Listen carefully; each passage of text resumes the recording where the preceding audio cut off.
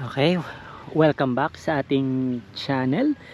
At ito, meron na naman akong i-share sa inyo na isang pagkakamali ko. Hindi ko nabigyan ng pansin agad. So ito yung mga langgam na pula. So akala natin langgam na pula, nangagat lang yan kapag ginalaw natin yung bahay nila o kaya natapakan natin yung area nila, pero pati rin paninim natin. So ang ginagawa ng langgam na pula aatakihin nila yung pananim ng talong. At ang gagawin nila, kakagatin nila ng kakagatin, kagaya niyan, isi-zoom natin. Kakagatin nila ng kakagatin hanggang sa maputol. Tingin ko sinisip-sip nila hindi ko masyadong maaninag. Pero sinisip-sip nila yung katas kasi nung nandito pa yan sila, nagkumpulan yan sila dyan. Ito naputol na yun, na medyo naghil na, nangitim na. Pero bali na yung dahon. So ayan. Yan. So dahil sa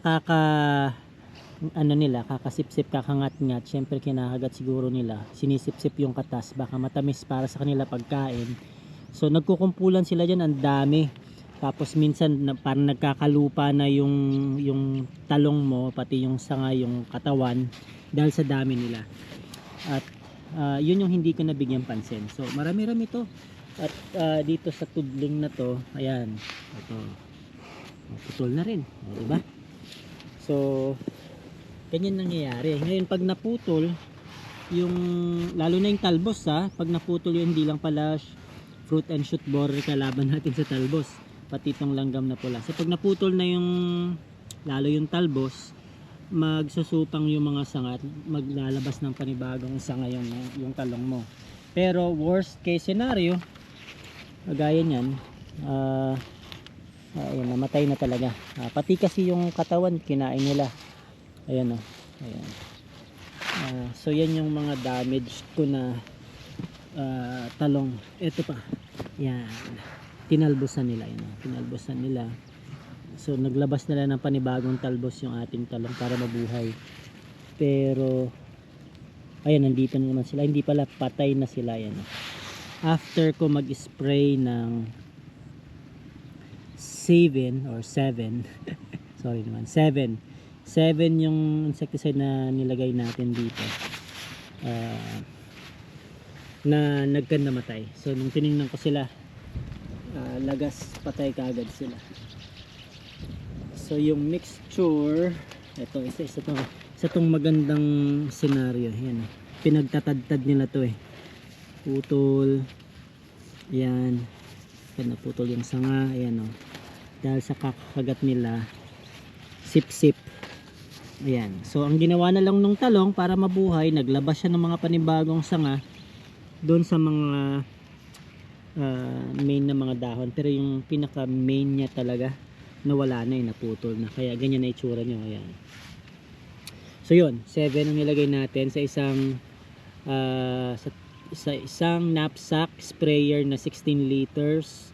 Lagyan daw ng 30 to 60 grams ng powder ng 7. At i-spray ito. Pwedeng ihalo sa iba pang insecticide.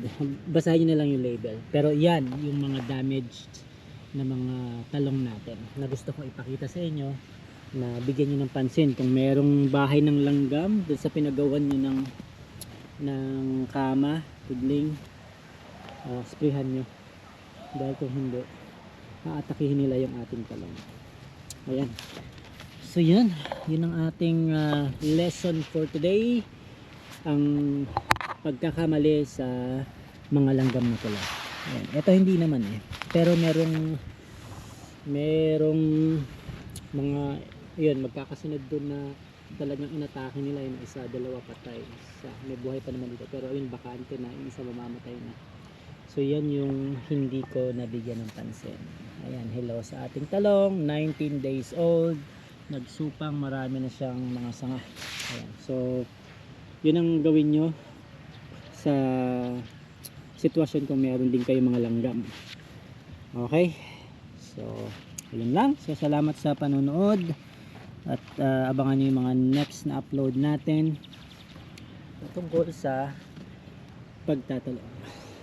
Ayan, maraming salamat. See you sa next video.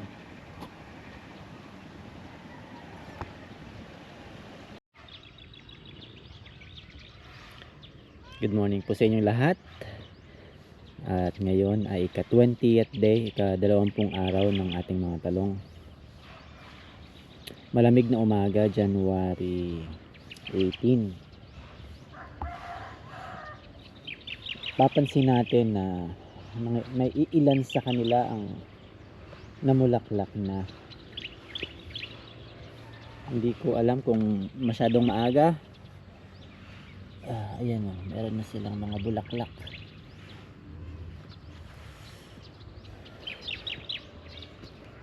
Ayan, may mga sibol na ng bulaklak.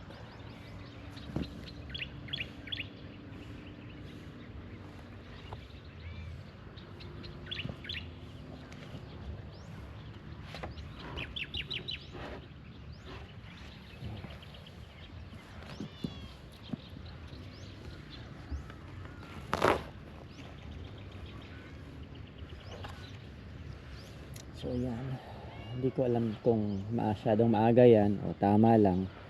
Naalala ko medyo hindi katangkaran yung talong natin sa ngayon. Ayun, medyo ano pa sila, mababa pa. Hindi sila ganun katangkad. So pag namunga yan, sasayad yung bunga, pwedeng magbaliko. Pero siguro matagal pa naman yung bulaklak bago maging ganap na bunga para ma-harvest. So tatangkad pa siguro yung talong. Ayan.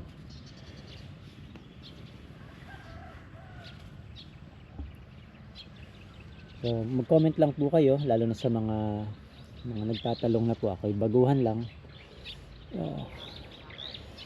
Bigyan nyo ako ng konting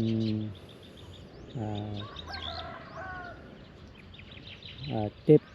Anong pwedeng gawin? Normal lang ba siya? Ayan, ito, meron talaga bulaklak. Ayan nga, no? May mga bulaklak. So magbubunga na talaga to dahil nga may bulaklak na. Okay. So far wala pa namang fruit and shoot borer, pero kailangan natin agapan. Mag-spray tayo ng gamot para ma-prevent natin. Samahan niya ako, silipin natin hanggang dulo.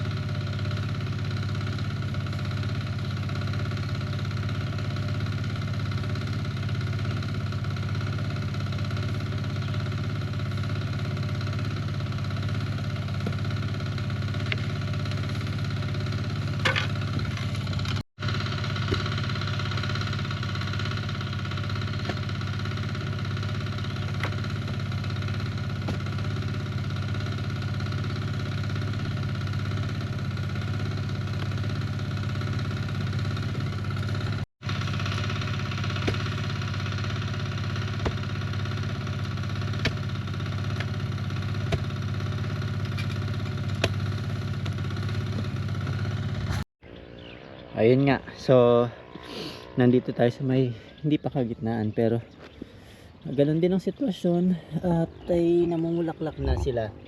Ayan, sisibol na talaga ng bulaklak dito.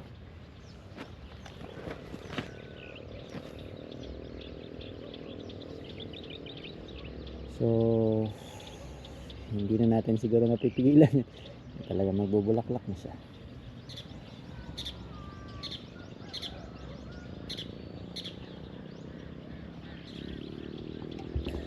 Tingnan pa natin doon hanggang dulo.